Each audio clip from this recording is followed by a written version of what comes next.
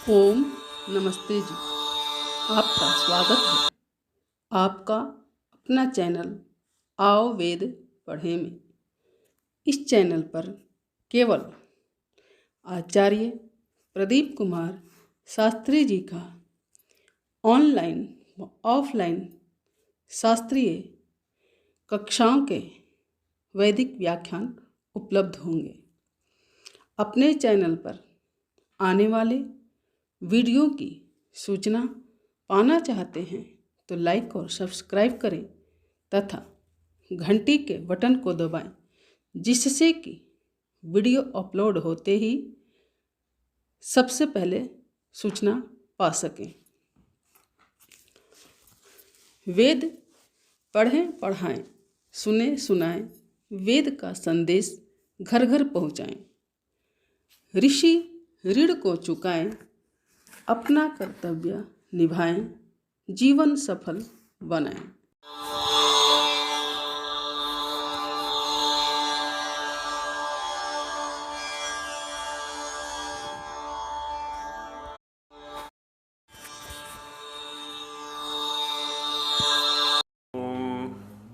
सहना भवतु सहनो भुनक्तु सह वीर्यं करवावहै तेजस्विनावधीतमस्तु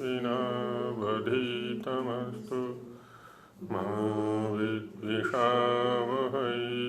ओम शांति शांति शांति।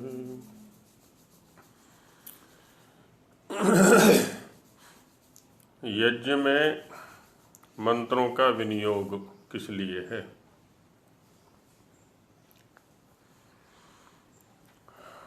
एक व्यावहारिक पक्ष से इसको समझने का प्रयास करते हैं। घर के अंदर जब कोई कार्यक्रम होता है तो उस कार्यक्रम में 3 वर्ग काम करते हैं। 3 प्रकार के लोग कार्य किया करते हैं। एक है अतिथियों को आमंत्रित करने वाला वर्ग। आइए बैठिए, आइए बैठिए, है ना, आमंत्रित करता है, बैठने की व्यवस्था करता है। दूसरा वर्ग जो सदा वहीं बैठा रहता है एक स्थान पर, वो अतिथियों के हालचाल पूछा करता है। आप कैसे हैं? आने में कोई कठिनाई तो नहीं हुई? घर पर बच्चे कैसे हैं? काम धाम कैसा चल रहा है ना, आदि आदि। तो ये एक वर्ग होता है। और तीसरा वर्ग होता है जो उनके खाने पीने की व्यवस्था करता है रसोई के अंदर, है ना। प्रायः जो मातृवर्ग है खाने पीने की व्यवस्था करता है। तो 3 वर्ग जब कार्य किया करते हैं, अब उसमें चाहे एक अतिथि हो, चाहे 10 हो या उससे अधिक हो, प्रायः ये 3 वर्ग काम किया करते हैं। अब आजकल चूंकि एकल परिवार हो गए तो अकेला ही व्यक्ति तीनों भूमिकाओं को निभा लिया करता है। ऐसे ही यज्ञ में भी 3 वर्ग काम करते हैं। तो उसमें एक वर्ग है उद्गात्री वर्ग, उद्गाता। उद्गाता है सामवेदी। जो सामवेदी हैं उनका नाम है उद्गाता। तो उद्गात्री वर्ग का काम होता है आह्वान करने का, आमंत्रित करने का, बुलाने का। वो देवों को बुलाने का काम करता है जो उद्गाता है। दूसरा वर्ग होता है होत्री वर्ग, है ना, होता। वो देवों के हालचाल पूछने का काम करता है। होता। तो उद्गाता आह्वान का काम करता है, बुलाने का काम करता है, आमंत्रित करने का काम करता है। होता जो होत्री वर्ग है वो उनसे कुशलक्षेम पूछने का काम करता है। और तीसरा अध्वर्यु वर्ग है। अध्वर्यु वर्ग उनके भोजन की व्यवस्था करता है, आहुतियों की, जो हव्य द्रव्य हैं उनको तैयार करता है तो उनको दिया करता है। ये अध्वर्यु वर्ग। और एक होता है ब्रह्म वर्ग, है ना, जिसको ब्रह्मा कहते हैं, ब्रह्म वर्ग। वो इन तीनों पर ध्यान रखता है। ऐसे घर में भी जो घर का मुखिया है ना, जो बुजुर्ग हैं, वो इन तीनों वर्गों पर ध्यान रखते हैं कि भाई आमंत्रित करने वाला ठीक से काम कर रहा है कि नहीं, जो बुलाने वाला है, जो हालचाल पूछने वाला है वो भी ठीक से काम कर रहा है कि नहीं, जो भोजन की व्यवस्था देख रहे हैं वो भी ठीक से काम कर रहे हैं कि नहीं, है ना। तो एक वर्ग होता है उन तीनों पर ध्यान रखने वाला। और यहाँ हो गया ब्रह्म वर्ग, जो उन तीनों पर ध्यान रखता है। अध्वर्यु जो आहुतियाँ तैयार करता है देवों के लिए और आहुतियाँ प्रदान करता है ना, ये काम अध्वर्यु वर्ग का है। और ये 4 वर्ग होते हैं सोमयाग के अंदर, 4 वर्ग होते हैं ये, है ना, उद्गात्री वर्ग, होत्री वर्ग, अध्वर्यु वर्ग और ब्रह्म वर्ग। और इन चारों में 4-4 ऋत्विज होते हैं।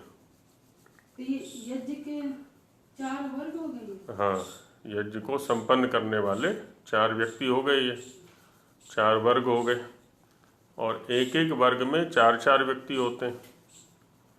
तो इस तरह से कुल 16 व्यक्ति मिलकर के सोमयाग आदि जो बड़े कर्म है ना उनको संपन्न किया करते हैं। अब अग्निहोत्र आदि जो दैनंदिन कर्म है, प्रतिदिन किए जाने वाले कर्म हैं, उनको यजमान दंपति मिलकर के क्या करते हैं, पति और पत्नी। पति और पत्नी शब्द के ऊपर भी पहले चर्चा की थी।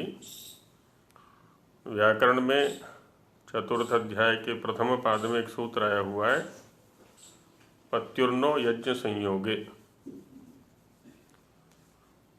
पति और पत्नी का जो संबंध है वो यज्ञ के संयोग को लेकर के है, यज्ञ की संपन्नता को लेकर के है। दोनों मिलकर के यज्ञ संपन्न करेंगे, इसलिए यज्ञ की रक्षा करने वाला पति और यज्ञ की रक्षा करने वाली पत्नी। पति माने रक्षा करने वाला और पत्नी माने रक्षा करने वाली। तो दोनों मिलकर के यज्ञ की रक्षा करने वाले हैं, इसलिए इनका नाम है पति और पत्नी। यज्ञ संपन्न दोनों मिलके करेंगे। पत्युर्नो यज्ञ संयोगे। ये 4:1 चतुर्थ अध्याय के प्रथम पाद का सूत्र संख्या है 33, 4:1-33। पत्युर्नो यज्ञ संयोगे। तो इस तरह से क्या है, यहाँ पर यज्ञ के स्वामी हैं ये दोनों मिलकर के।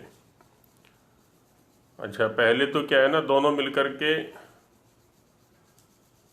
परिश्रम पूर्वक द्रव्यार्जन करते हैं देवों के लिए, इस शरीर के लिए, परिवार के लिए, समाज के लिए जो भी उपयोगी वस्तुएं हैं, दोनों मिलकर के उनका अर्जन करते हैं, उनका संग्रह करते हैं।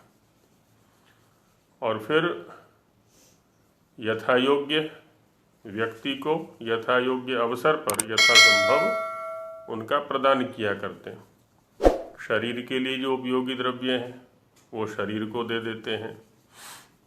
परिवार के अन्य सदस्यों के लिए जो उपयोगी द्रव्य हैं उनको दे देते हैं। समाज के अन्य लोगों के लिए जो उपयोगी हैं उनको दे देते हैं। ऐसे ही प्रकृति के लिए जो उपयोगी द्रव्य हैं, प्राकृतिक देवों के लिए जो उपयोगी द्रव्य हैं उनको दे देते हैं।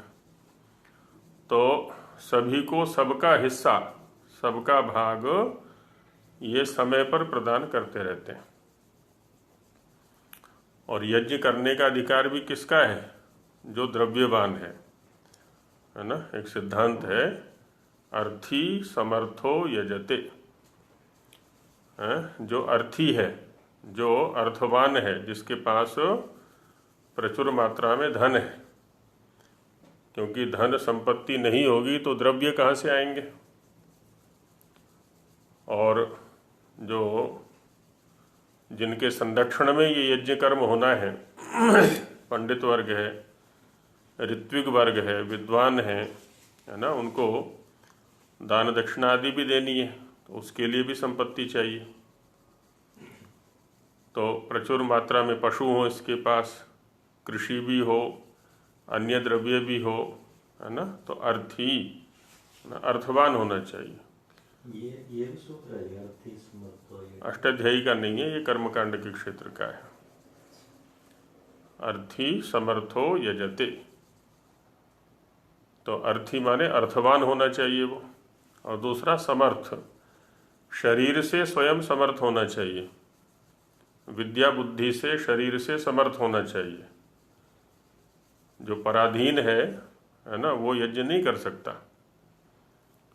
तो स्वयं समर्थ होना चाहिए, शरीर में शक्ति हो, बुद्धि में शक्ति हो, विद्या अच्छी हो इसके पास में, यज्ञ की क्रियाओं का ज्ञान भी इसको होना चाहिए स्वयं।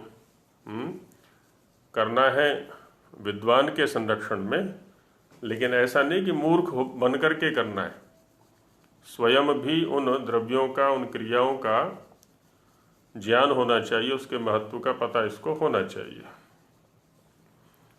तो अर्थी समर्थो यजते, अर्थी भी हो और समर्थ भी हो। और दूसरा विद्वत्ता के लिए कहा जाता है, विद्वान याजयेत, नहीं, विद्वान यजेत विद्वान एवच याजयेत। विद्वान यजेत विद्वान एवच याजयेत। यज्ञ करने का अधिकार किसको है? विद्वान को। विद्वान माने जो उस क्रिया को, प्रक्रिया को जानता है अच्छे प्रकार से, उसको अधिकार है। तो विद्वान यजेत, है ना, विद्वान यज्ञ करे। और विद्वान एवच याजयेत, और विद्वान ही उन क्रियाओं का ज्ञाता ही जो है यज्ञ कराए किसी का। स्वयं भी विद्वान होना चाहिए और कराने वाला भी विद्वान होना चाहिए। तो ये सब क्रियाएं होती हैं।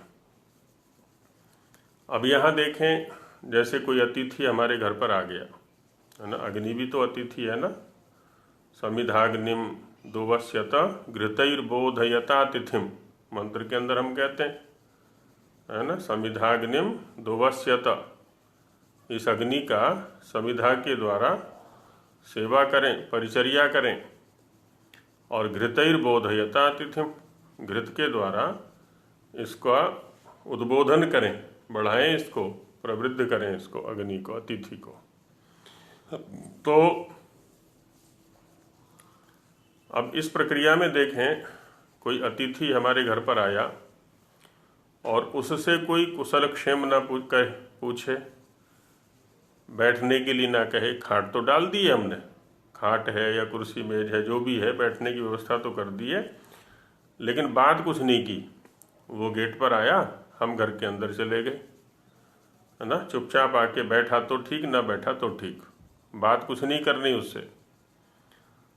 और जब आके बैठ गया, उसके सामने पानी रख दिया, बात नहीं करनी है कुछ भी।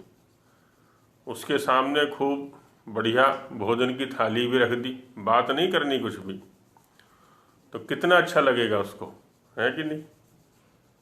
या हम किसी के घर जाएं और हमसे कोई बात ना करे, कोई पूछे नहीं कुछ भी, किसी भी प्रकार का बढ़िया बढ़िया खाने के लिए द्रव्य तो रखता रहे हमारे सामने, लेकिन बात ना करे कुछ भी।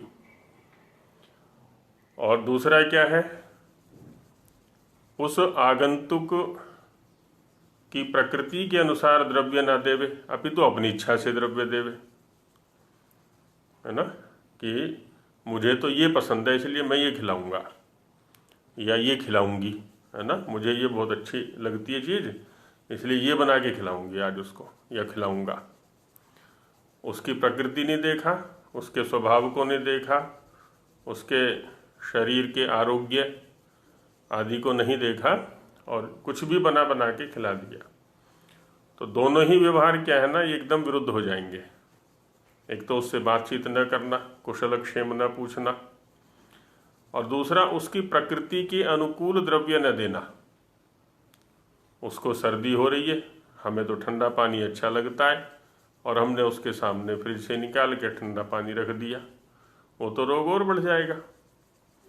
या उसके अंदर पित्त प्रकोपित हो रहा है और हमने उसके सामने गर्म पानी रख दिया क्योंकि हमें गर्म पानी अच्छा लगता है पीने के लिए, तो और ज़्यादा प्रकोप हो जाएगा अग्नि का। तो दोनों ही चीज़ें विरुद्ध हैं। तो जो क्रिया हम इस व्यावहारिक पक्ष में देख रहे हैं, अतिथि से बातें करना, उससे कुशल क्षेम पूछना, उसका आह्वान करना, उसकी प्रकृति के अनुकूल उसको भोजन आदि की व्यवस्था करना, यही काम यहाँ पर मंत्र और ब्राह्मण वाक्य मिलकर के किया करते हैं। मंत्र हमें बताता है किस समय में, किस देवता के लिए, किस प्रयोजन के लिए क्या द्रव्य देना है, किस लिए देना है, कब देना है, ये सब हमें मंत्र बताता है। और जो ब्राह्मण वाक्य हैं, ब्राह्मण ग्रंथ के वाक्य हैं, वो इस क्रिया में सहयोगी बना करते हैं। इसीलिए मंत्र, ब्राह्मण और जो सूत्र ग्रंथ हैं, श्रौत सूत्र, श्रौत कर्म में सहयोगी बनते हैं, और गृह्य सूत्र जो है वो गृह्य कर्मों में सहयोगी बनते हैं हमारे। गृह्य कर्म माने जो संस्कार आदि, गृहस्थ के कर्म होते हैं ना, जो संस्कार आदि करते हैं हम, 16 संस्कार हैं जैसे, तो ये गृह्य कर्म है, तो ये गृह्य सूत्रों का विषय है।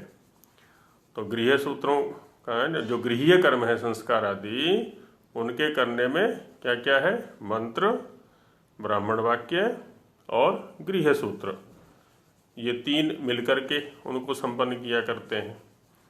और जो श्रौत कर्म है, श्रौत कर्म कौन से हैं, जो सोम याग आदि हैं, है ना, अनेक प्रकार के याग हैं वो, तो उनमें वेद, मंत्र, ब्राह्मण वाक्य और श्रौत सूत्र ये काम किया करते हैं। जो श्रौत सूत्र और गृह्य सूत्र है ये कल्प का विषय है, और धर्म सूत्र और शुल्ब सूत्र है ये सामान्य है। शुल्ब सूत्र का उपयोग दोनों में आता है, गृह्य कर्मों में भी आता है और श्रौत कर्मों में भी आता है। जो धर्म सूत्र है वो परस्पर व्यवहार कैसे करना है ना, ये सब क्रियाएं उसमें बताई जाती हैं। समाज कैसा हो, परिवार कैसा हो, हमारा परस्पर व्यवहार कैसा हो, आदि आदि जो व्यावहारिक वस्तुएं हैं वो सब उसमें धर्म सूत्रों में बताई जाती हैं। तो अब स्वामी जी का जो पक्ष है उसको देखते हैं।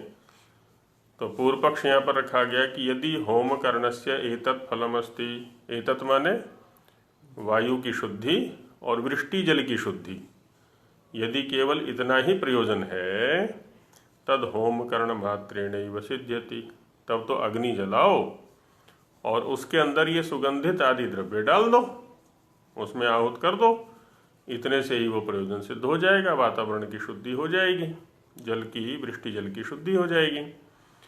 पुनस्तत्र वेद मंत्राणाम पाठ किमर्थ क्रियते, तो फिर वहाँ पर जो वेद मंत्रों का पाठ आहुति के साथ में करते हैं उसका क्या प्रयोजन है, वो किस लिए करते हैं। तो इसके उत्तर में आगे चर्चा करते हैं। अत्र ब्रूमः, इस विषय में बताते हैं समाधान में कि एतस्य अन्यदेव फलमस्ति। एतस्य माने इसका, किसका? मंत्र पाठ का। जो स्थूल क्रियाएं थी, स्थूल द्रव्य थे, उनका तो स्थूल लाभ दिखा दिया, स्थूल प्रयोजन दिखा दिया, वातावरण की वृष्टि, जल की शुद्धि। अब जो मंत्र पाठ किया जा रहा है, इसका उसी यज्ञ क्रिया में भिन्न प्रयोजन है, अलग प्रयोजन है। किम, क्या प्रयोजन है जी उसका? तो दिखाते हैं, यथा हस्ते न होमः। हाथ जो कर्मेंद्रिय है हमारा, स्थूल क्रियाओं को करने में ही समर्थ है ये हाथ। तो इससे क्या किया जाता है? स्थूल द्रव्यों का त्याग, है ना। होम माने त्याग या दान। यज्ञ अग्नि के अंदर, है ना, जो स्थूल द्रव्य हैं, समिधा है, अग्नि, वो जो है अपना घृत है, या और जो द्रव्य है ये सुगंधि आदि, तो उनका प्रक्षेप करने का जो कार्य है वो हाथ से ही किया जाता है। तो ये हाथ का उपयोग हो गया उसमें। नेत्रेण दर्शनम, आंखें किस लिए हैं? देखने के लिए कि प्रत्येक क्रिया ठीक से होनी चाहिए, प्रत्येक द्रव्य शुद्ध होना चाहिए, घी में कोई जो है गंदगी ना हो, कोई मक्खी मच्छर आदि चींटी आदि ना हो, ऐसी समिधाएं हैं, दीमक लगी ना हो, कोई कीट आदि उसमें ना हो, या सामग्री है तो उसमें कीड़े ना पड़े हुए हों। तो ये सब कैसे पता चलेगा? आँखों से। तो इनका काम, ये काम जो है आँखों का है। तो यथा हस्ते न होमः, है ना, हाथ से तो त्याग किया जाता है द्रव्यों का, और नेत्र से होम किया, ये नेत्र से देखा जाता है। त्वचा स्पर्शनम, है ना, त्वचा के द्वारा सभी द्रव्यों का स्पर्श होता है। क्रियते तथा वाचा वेद मंत्रापि पठ्यन्ते। अन्य इंद्रियां अपना अपना काम कर रही हैं, तो वाणी का भी तो काम होगा। सारी इंद्रियां मिलकर के उस कर्म को संपन्न करेंगी, नहीं तो क्या होगा? आजकल भी देखा है ना, जैसे कहीं कहीं परिवारों में यज्ञ कराते हैं, अब वेद मंत्रों का अभ्यास है नहीं, तो क्या होता है, वाणी से वो कुछ कुछ बोलते रहते हैं। अपने बच्चे को कहेंगे, अरे ये ले आना, इधर तो यज्ञ चल रहा है, पंडित जी मंत्र बोल रहे हैं, और वो वाणी का विनियोग उधर कर रहे हैं कि देखना दुकान पर कोई बैठा है कि नहीं, अरे ग्राहक खड़ा हुआ है, अरे हल ले करके जाओ खेती में। तो वाणी का प्रयोग वहाँ यजमान कर रहा है। तो माने सारी इंद्रियां यहीं पर होनी चाहिए, नेत्र भी यहाँ हो, हाथ भी यहाँ हो, पैर भी यहाँ हो, मन बुद्धि चित्त अहंकार भी यहीं हो, वाणी भी यहीं हो, सब सारी इंद्रियां यहीं पर होनी चाहिए। तो वाणी जो है वेद मंत्रों का पाठ कर रही है उस क्रिया के अनुकूल। और तत्पाठेन, जो मंत्रों का पाठ यहाँ पर हो रहा है, तत्पाठेन, मंत्रों के पाठ से ईश्वर स्तुति प्रार्थनोपासना क्रियन्ते, है ना। उन मंत्रों के पाठ से क्या हो रहा है? ईश्वर की स्तुति हो रही है ना, गुण कीर्तन हो रहा है। ईश्वर के गुणों का कीर्तन, उसके गुणों का कथन, उसके गुणों का व्याख्यान वहाँ पर हो रहा है। और प्रार्थना जो भी हमें चाहिए, है ना, उसके अनुकूल हम पूर्ण परिश्रम कर रहे हैं। तो वेद मंत्रों के पाठ से क्या हो रहा है? ईश्वर की स्तुति प्रार्थना उपासना आदि क्रियाएं हो रही हैं। होमेन किम फलम भवति इत्यस्य ज्ञानम, और इस होम क्रिया के करने से फल क्या होता है ये भी हमें वेद मंत्र बताते हैं। किस लिए ये क्रिया की जा रही है, किस देव के प्रति ये क्रिया की जा रही है, क्यों ये क्रिया की जा रही है। किम फलम भवति इत्यस्य ज्ञानम, है ना, होम से क्या फल होता है इसका ज्ञान भी हमें जो है वेद मंत्रों के बाद ज्ञानपूर्वक क्रिया की संपन्नता होती है।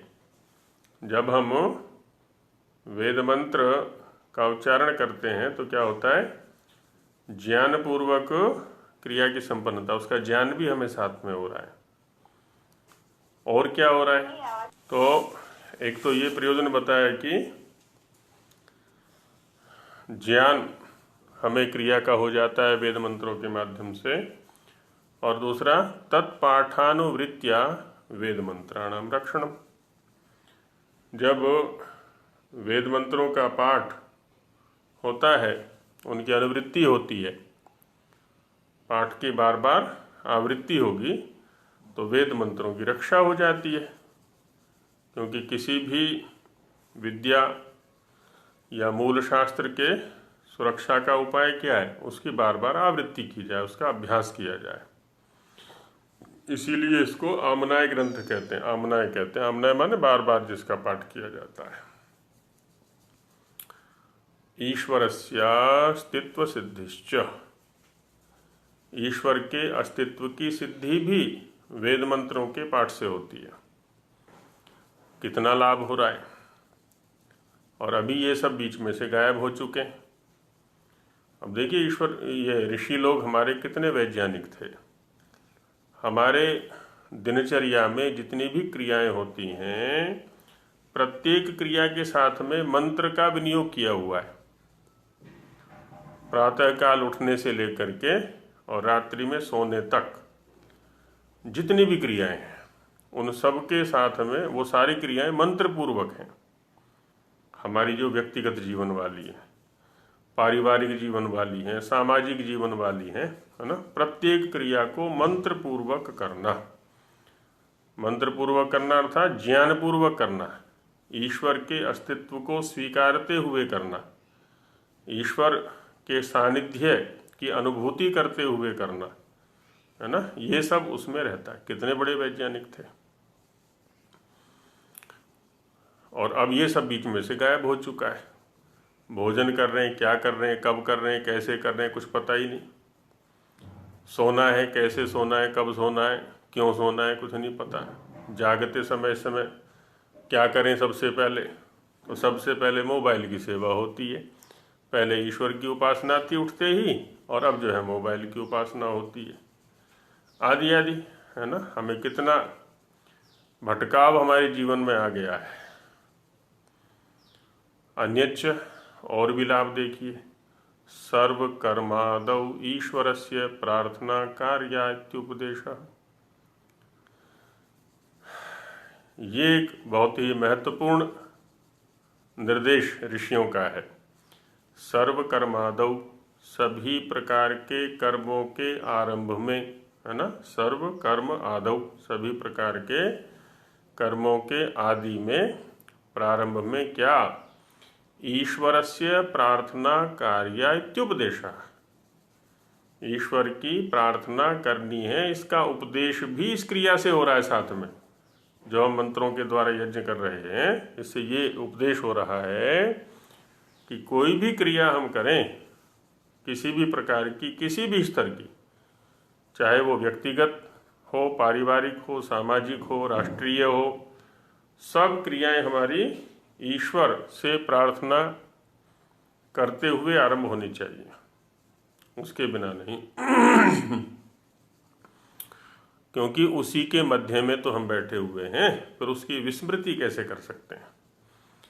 सीधी सी बात है, कहीं कार्यक्रम हो रहा है, संस्था का ले लें, तो उसका जो मुख्य व्यक्ति है, अब जो भी कह ले मुख्य, कहीं चेयरपर्सन होगा, कहीं जो है अध्यक्ष होगा, तो कहीं प्रिंसिपल प्राचार्य होगा।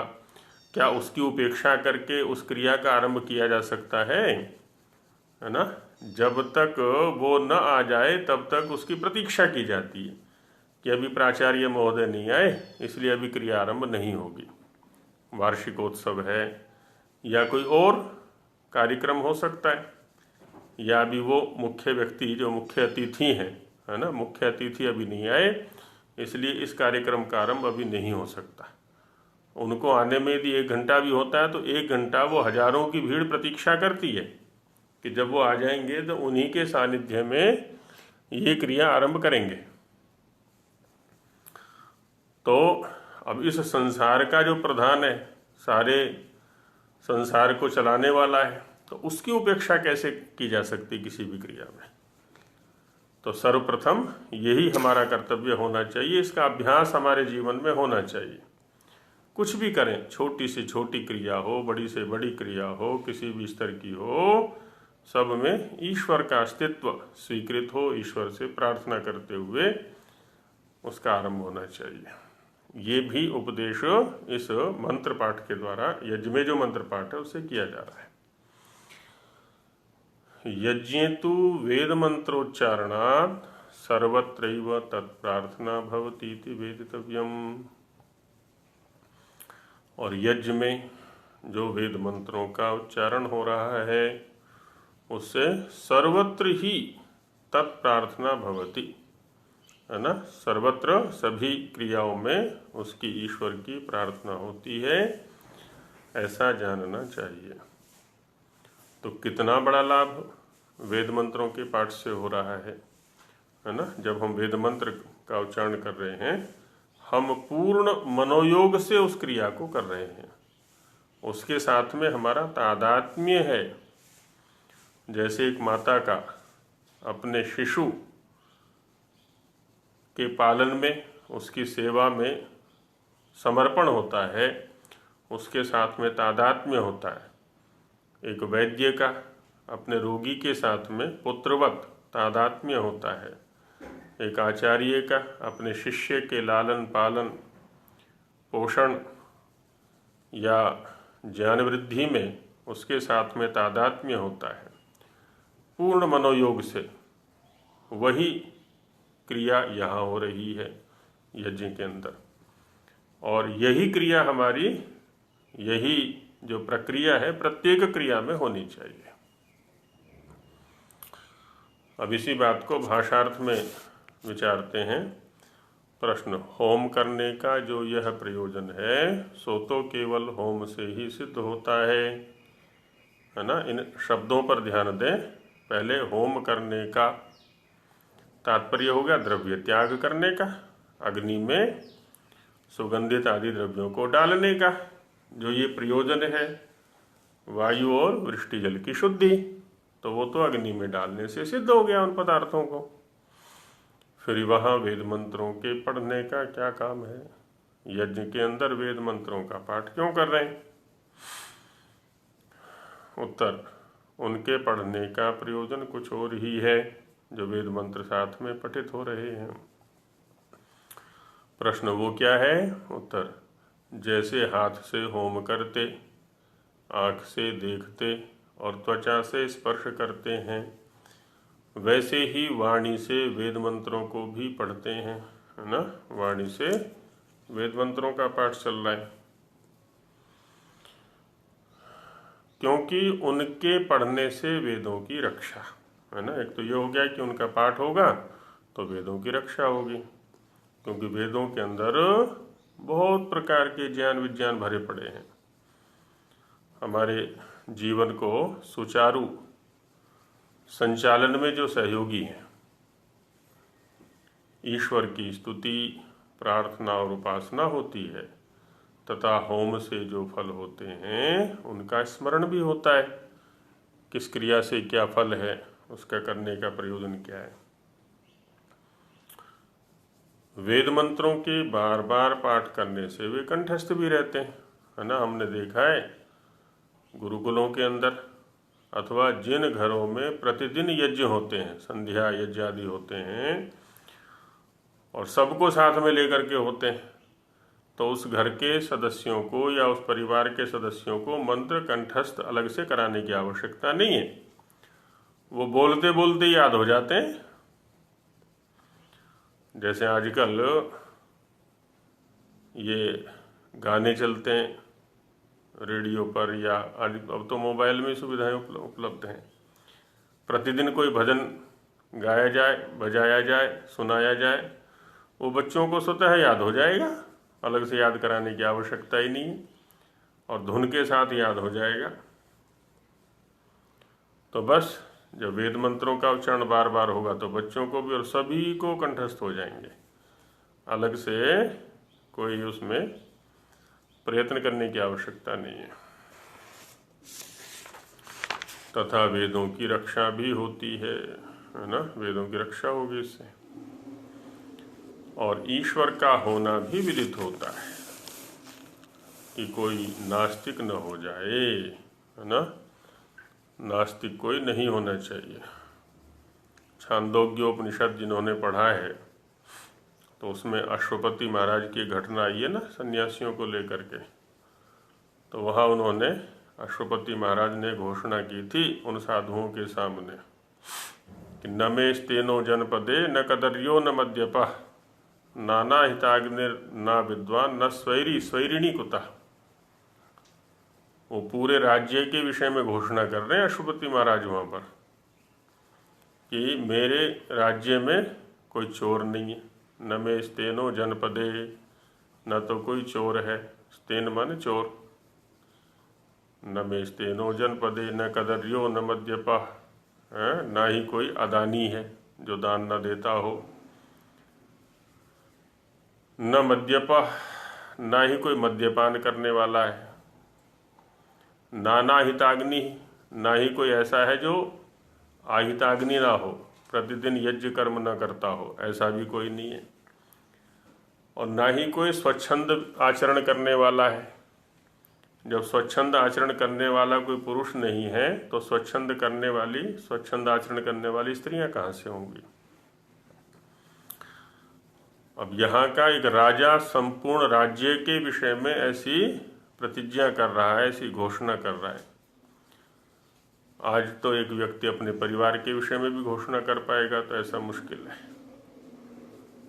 अपने बच्चों के विषय में ऐसी घोषणा कर दे, है ना, वो बड़ा मुश्किल है।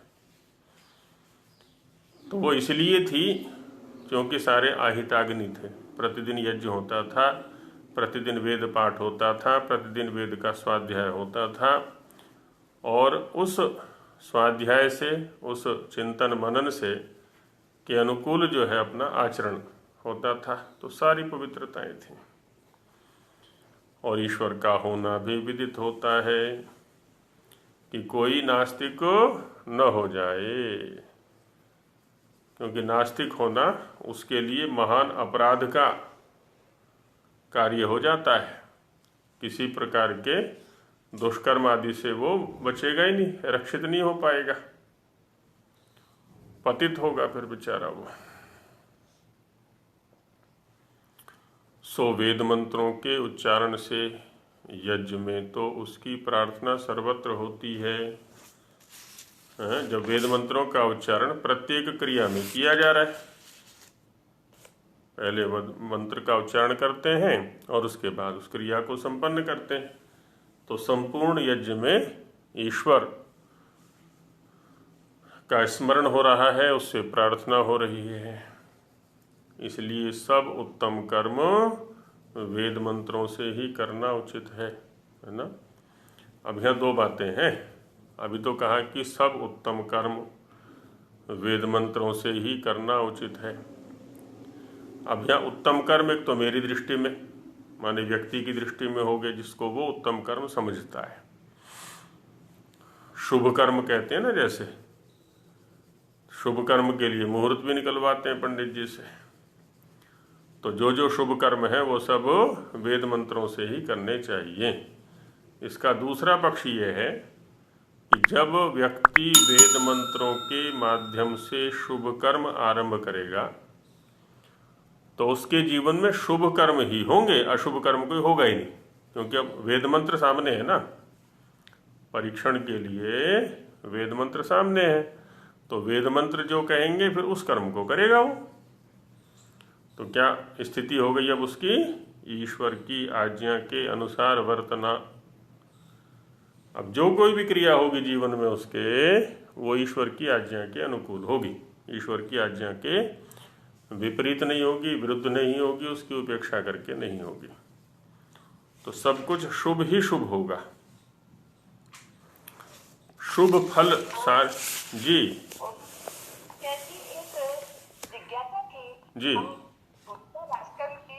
स्वाध्याय कर रहे थे तो 226 पेज में ऊपर जो है कि जब तक कोई यह रश्मि है या साफ अथवा यह बालू है या जल की दुविधा में ग्रस्त है, तब तक उसका ज्ञान इंद्रियार्थ सन्निकर्ष उत्पन्न होने पर भी प्रत्यक्ष की कोटि में नहीं आएगा।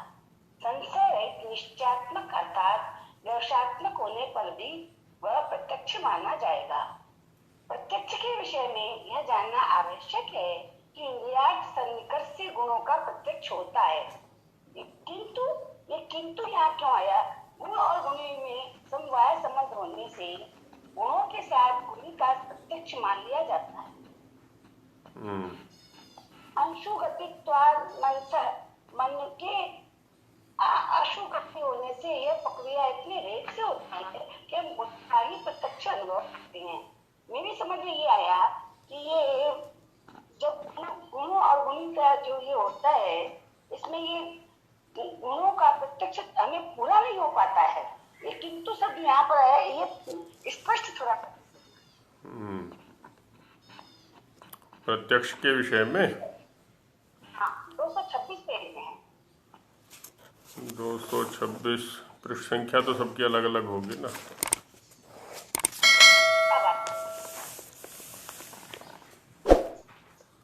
अच्छा, ये भूमिका भास्कर में 226 पृष्ठ पर। हाँ ठीक है। तो इंद्रियों से तात्पर्य है ज्ञानेंद्रिय। तो ज्ञानेंद्रिय जितनी भी हैं वो किसका ग्रहण करती हैं? जैसे चक्षु है तो रूप का ग्रहण करेगा। रूप क्या है? गुण। स्पर्श गुण, गंध गुण, है ना। प्रत्येक इंद्रिय उस गुण का ग्रहण करेगा। अच्छा, अब यह होता क्या है? कहते हैं इंद्रिय तो गुण का ग्रहण करेगा। फिर हम गुणी पर कैसे पहुंचे? इंद्रिय तो गुण का ग्रहण करेगा। जैसे हमारे सामने देवदत्त खड़ा है, हमें किसने बताया कि हमारे सामने देवदत्त खड़ा है? कहते हैं चक्षु ने बताया। चक्षु ने उसके रूप को देखा। अब चक्षु ने देवदत्त को देखा है या देवदत्त के रूप को देखा है?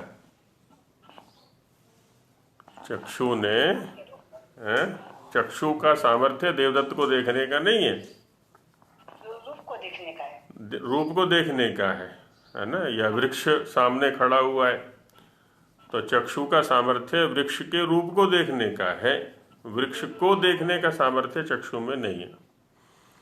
अब यहाँ पर एक युक्ति दार्शनिक ये लगती है कि रूप क्या है? गुण। स्पर्श गुण, गंध गुण, है ना। ये सब गुण है। और गुण और गुणी का जो संबंध होता है उसको बोलते हैं समवाय संबंध। समवाय संबंध माने नित्य संबंध, जहाँ एक दूसरे के बिना न रह सके।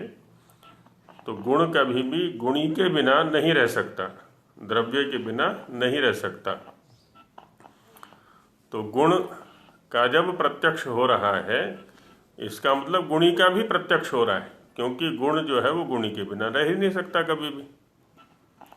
तो उसी को कह रहे हैं यहाँ पर कि किंतु गुण और गुणी में इसी किंतु पर प्रश्न था ना आपका। पहले था कि प्रत्यक्ष के विषय में यह जानना आवश्यक है कि इंद्रियार्थ सन्निकर्ष से गुणों का प्रत्यक्ष होता है। प्रत्यक्ष के विषय को ये खोल रहे हैं। किंतु, है ना। अब यहाँ किंतु लिया। गुण और गुणी में समवाय संबंध होने से, माने किंतु इसलिए लगाया इन्होंने, जब गुण का प्रत्यक्ष होता है तो गुणी में हम कार्य कैसे करें, कि गुणी का तो प्रत्यक्ष हो नहीं रहा हमें।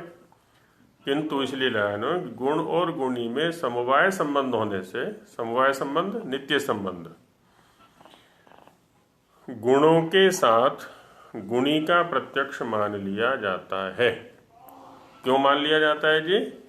क्योंकि गुण गुणी के बिना रह ही नहीं सकता। किसी भी काल में, किसी भी अवस्था में गुण जो है वो गुणी के बिना नहीं रह सकता।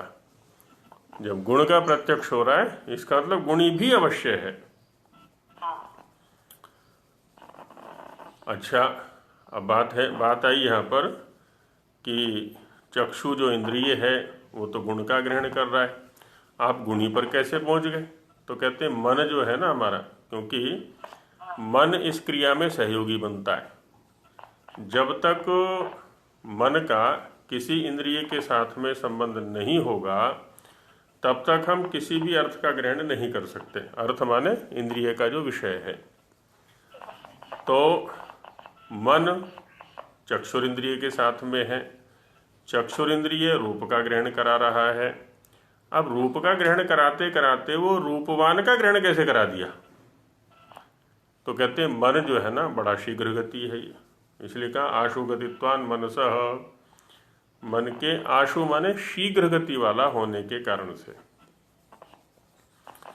हम क्या करते हैं, रूप का नहीं अपितु रूपवान का ही प्रत्यक्ष कर लेते हैं। माने होता तो रूप का ग्रहण है, प्रक्रिया तो वही है, रूप का ग्रहण करते हुए हम रूपवान पर पहुंचा करते हैं। लेकिन हमें प्रतिदिन ग्रहण करते करते इतना सशक्त अभ्यास हो गया है कि हम क्या कहते हैं, हम देवदत्त को देख रहे हैं, हम वृक्ष को देख रहे हैं, है ना, हम देवदत्त को देख रहे हैं, हम वृक्ष को देख रहे हैं। हम ये नहीं कहते कि वृक्ष के रूप को देख रहे हैं या देवदत्त के रूप को देख रहे हैं, हम यही कहते हैं कि हम वृक्ष को देख रहे हैं। तो है ना, गुण द्वारक गुणी का ग्रहण होते हुए भी हम सीधे गुणी पर ही पहुंच जाते हैं, वस्तुतः गुणी पर नहीं पहुंचा करते। पहले गुण पर पहुंचते हैं, उसके बाद गुणी पर पहुंचते हैं। इसमें बाह्येंद्रिय और अंतरिंद्रिय किसी भी विषय के ग्रहण करने में क्रम से काम किया करती हैं। पहले बाह्येंद्रिय उस विषय को ग्रहण करेगा और बाह्येंद्रिय के माध्यम से अंतरिंद्रिय जो मन है वो ग्रहण करेगा। बुद्धि फिर उसमें निश्चय कराएगी और उसके बाद निर्णय होगा कुछ भी क्या करना है क्या नहीं करना है, वो उस विषय को ग्रहण करना है या छोड़ना है। अब जैसे हम जा रहे हैं रास्ते में और क्या हुआ, एकाएक हमारे सामने भयंकर सांप आ गया या शेर आ गया, जो भी है, और हम उसको देखते ही भाग खड़े होते हैं वापस। ये जो उसको देखते ही भाग खड़े हुए ना, इसमें भी उसी प्रक्रिया ने काम किया है, पर किया इतनी शीघ्रता में है। ये जो प्रक्रिया चली ना इतनी शीघ्रता से हुई है। क्या, पहले चक्षु ने देखा, फिर मन के पास गया, मन से बुद्धि के पास गया, वहाँ विवेक हुआ कि भाई ये शेर है या सांप है तो डस लेगा, मेरी मृत्यु हो जाएगी आदि आदि, तो इससे तो बचना चाहिए। और तुरंत पैरों को आदेश दिया गया कि चलो भागो, ले चलो यहाँ से दूर। हाँ, तो ये क्रिया इतनी तीव्रता से हुई है, हमें ये लग रहा है कि एकदम हो गई है, देखते ही भाग खड़े हुए हम तो। इसके लिए एक उदाहरण दिया जाता है दार्शनिक जगत में कि पीपल के 10 पत्ते लिए और उनको एक के ऊपर एक करके रखा गया, और एक सुआ लिया, तेज धार वाला सुआ जो होता है बोरी को सिलने वाला, या सुई ले ली बड़ी वाली, और ऊपर को हाथ उठा करके एक झटके में 10 पत्तों में छेद कर दिया। तो वो जो 10 पत्तों में छेद हुआ है वो क्रम से हुआ है कि एक साथ हुआ है? क्रम से हुआ है। हाँ, लेकिन हम कहते हैं कि एक झटके में एक साथ हो गया। जाएगा तो एक को करके जाएगा, ऐसे थोड़ी जा सकता। हाँ, बस। तो वहाँ लेकिन कालखंड इतना सूक्ष्म है जिसको हमारी बुद्धि पकड़ने में असमर्थ है। तो इसलिए हम क्या कहते हैं कि एक झटके में, 1 सेकंड का समय भी नहीं लगा, तुरंत सारे पत्तों में छेद हो गया। तो यही स्थिति हमारे मन की है। यहाँ पर बड़ा तीव्रगामी है ये, इंद्रियों से विषय को लेता है, बुद्धि को देता है, बुद्धि निर्णय करती है, तुरंत फिर इनको ज्ञानेंद्रियों को, संबद्ध ज्ञानेंद्रिय को अथवा कर्मेंद्रिय को आदेश दे दिया जाता है, चलो अब ये करो, अब वो दिखाओ, अब ये कराओ, अब वो कराओ, आदि आदि। तो इसी को यहाँ प्रत्यक्ष कहा है, प्रत्यक्ष की परिभाषा में।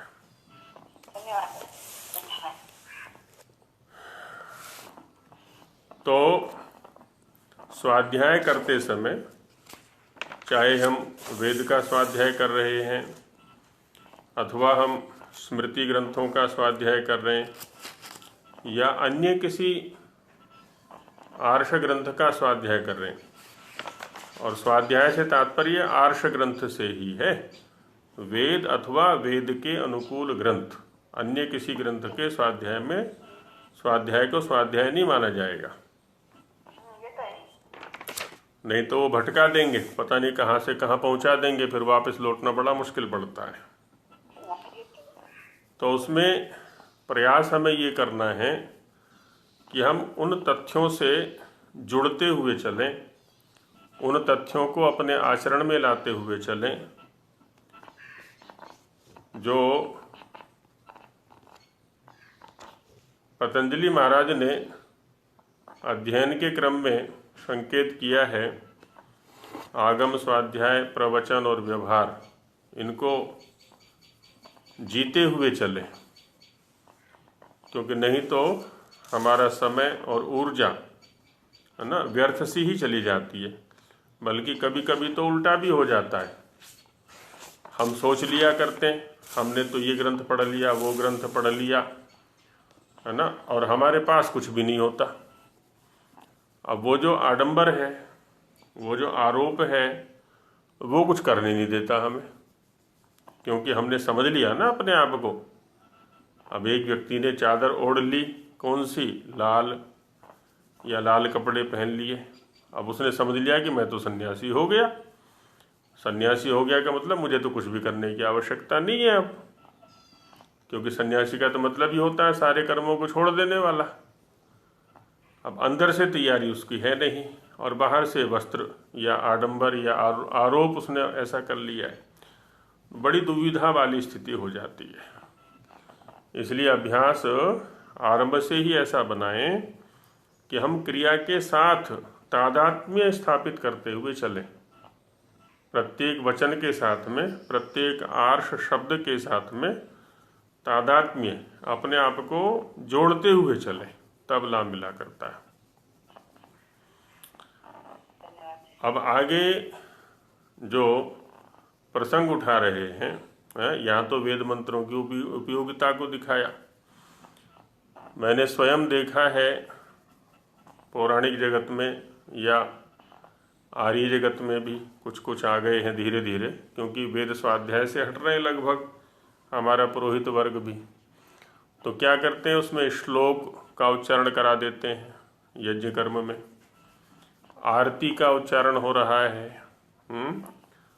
और एक स्थान पर तो मैंने देखा रामायण की चौपाइयों से ही पूरा विवाह संस्कार संपन्न करा दिया। रामायण की जो चौपाइयाँ हैं राम और सीता के विवाह के प्रसंग की, तुलसीदास जी वाली, तो उन्हीं से पूरा विवाह संपन्न करा दिया। एक गाना पकड़ मारा है। या और इसी प्रकार से आजकल भजन बन रहे हैं, भजनों से ही क्रियाएं करा दी आरंभ। तो क्या ये सब करनी उचित है अथवा नहीं, है ना? इस प्रसंग को अब आगे उठाया जाएगा, है ना। हम भी तो ये तर्क दे दिया करते हैं जी वेद मंत्र तो समझ में नहीं आते, तो जो समझ में आते हैं वाक्य उनसे क्यों ना कर्म कर लिया जाए। भजन समझ में आते हैं, तूने हमें उत्पन्न किया आदि आदि, तो क्यों ना इसी का उच्चारण कर दें। गायत्री मंत्र बोलने की आवश्यकता क्या है? जब वो समझ में ही नहीं आता तो उसको बोलने की आवश्यकता क्या है? तूने हमें उत्पन्न किया समझ में आता है, तो क्यों ना यही बोल लिया जाए, वेद मंत्र को हटा दे बीच में से। तो इत्यादि प्रसंग को अब आगे उठाएंगे। अभी समय हो गया है तो बस करते हैं। ओम सहना भवतु सहनो भुनक्तु सह वीर्यं करवावहै तेजस्विनावधीतमस्तु मा विद्विषावहै। ओम शांति शांति शांति।